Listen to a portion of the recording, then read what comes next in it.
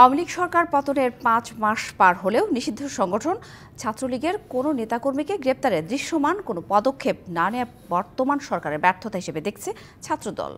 দুপুরে রাজধানীর সোহরাওয়ার্দী উদ্যানে ছাত্রদলের কেন্দ্রীয় কমিটির আয়োজনে মার্চ ফর জাস্টিস পদযাত্রা শুরুতে কথা বলেন সাধারণ সম্পাদক নাসির উদ্দিন নাসির। আরও বলেন, ছাত্রলীগের নেতাকর্মীরা ষড়যন্ত্র চালিয়ে যাচ্ছে। জুলাই আগস্টে ছাত্রলীগের যেসব নেতাকর্মী প্রথম সারিতে থেকে হত্যাকাণ্ডের সঙ্গে জড়িত ছিল তাদের দ্রুত আইনের আওতায় আনার দাবিও জানান তিনি। দুপুরের পর থেকে ঢাকা মহানগর বিশ্ববিদ্যালয় কলেজ শাখার রাজধানীর বিভিন্ন ইউনিটের নেতাকর্মীরা জড়ো হতে থাকেন সোহরাওয়ার্দী উদ্যানে।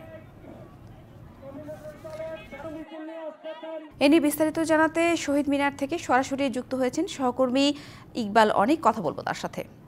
ইকবাল, মার্চ ফর জাস্টিস কর্মসূচিতে শুধু কি ছাত্রদলের নেতাকর্মীরাই আছেন, আর এই মুহূর্তে কোন কোন নেতাকর্মী বক্তব্য দিচ্ছেন, আর বিএনপির স্থায়ী কমিটির সদস্য কিংবা কেন্দ্রীয় আর কেউ দলের নেতারা উপস্থিত হবেন কিনা? ছাত্রদলের আয়োজনে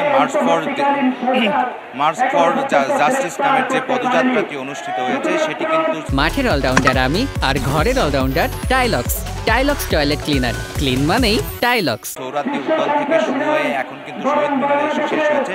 কিছুক্ষণ আগে কিন্তু কেন্দ্রীয় যে নেতারা রয়েছেন তারা কিন্তু ছাত্রদলের যে নেতারা রয়েছেন তারা কিন্তু এখানে বক্তব্য দেওয়া শুরু করেছেন। মিছিলটি কিন্তু হচ্ছে ছাত্রদলের কেন্দ্রীয় সভাপতি ও সাধারণ সম্পাদকের নেতৃত্বে সোহরাওয়ার্দী উদ্যান থেকে শাহবাগ মোড় হয়ে টিএসসি হয়ে কিন্তু শহীদ মিনারে এসে মিছিলটি শেষ হয়। সেখানে কিন্তু এখন কিন্তু যে কেন্দ্রীয় নেতারা বক্তব্য রাখছেন সেখানে কিন্তু একটি কথাই বারবার উঠে আসছে যে গেল 15 বছর যে নিষিদ্ধ সংগঠন ছাত্রলীগ তাদের হচ্ছে বিভিন্ন ক্যাম্পাসে বিভিন্ন জায়গাতে হচ্ছে সাধারণ মানুষের এবং শিক্ষার্থী এবং বিএনপি সহ অন্যান্য রাজনৈতিক দলের উপর নিপীড়ন, দমন এবং নির্যাতন এবং হত্যার মতো ঘটনা ঘটিয়েছে। তাদেরকে কেন এখনো আইনের আওতায় নিয়ে আসা হয়নি?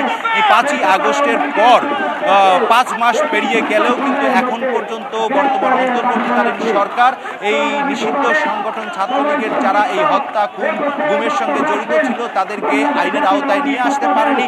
এটিকে তারা অন্তর্বর্তী সরকারের ব্যর্থতা হিসেবে দেখছেন। এবং এখানে কিন্তু দুপুরের পর থেকে সোহরাওয়ার্দী উদ্যানের যে গেটটি রয়েছে সেখানে রাজধানীর ঢাকা মহানগর এই আশপাশের যে বিশ্ববিদ্যালয়গুলো রয়েছে, ঢাকা বিশ্ববিদ্যালয়, জাহাঙ্গীরনগর বিশ্ববিদ্যালয়, জওহরলাল বিশ্ববিদ্যালয় সব সহ এইখানে কিন্তু উপস্থিত হয়েছেন। এখন কিন্তু ছাত্রদলের কেন্দ্রীয় কমিটির সভাপতি এই মুহূর্তে বক্তব্য রাখবেন। আমরা সরাসরি তার বক্তব্যে চলে যাব।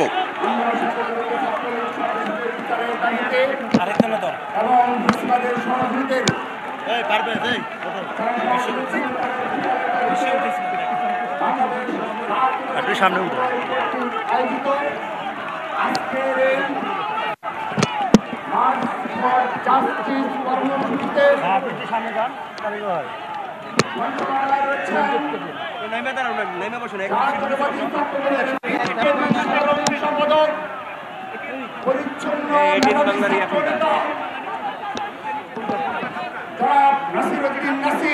সিনিয়র সহসভাপতি আবু আহসান মোহাম্মদ ইয়াহিয়া সহ সহসভাপতিবৃন্দ, সিনিয়র যুগ্ম সাধারণ সম্পাদক সমল মামুন সহ যুগ্ম সাধারণ সম্পাদকবৃন্দ, সহ সাধারণ সম্পাদক আমানুল্লাহ আমান সহ সাংগঠনিক সম্পাদকবৃন্দ এবং উপস্থিত রয়েছেন ঐতিহ্যবাহী ঢাকা বিশ্ববিদ্যালয় ছাত্রদলের বিপ্লবী সভাপতি গণেশ চন্দ্র রায় সহ সাধারণ সম্পাদক নাহিদুজ্জামান শিপন, জগন্নাথ বিশ্ববিদ্যালয় ছাত্রদলের বিপ্লবী আহ্বায়ক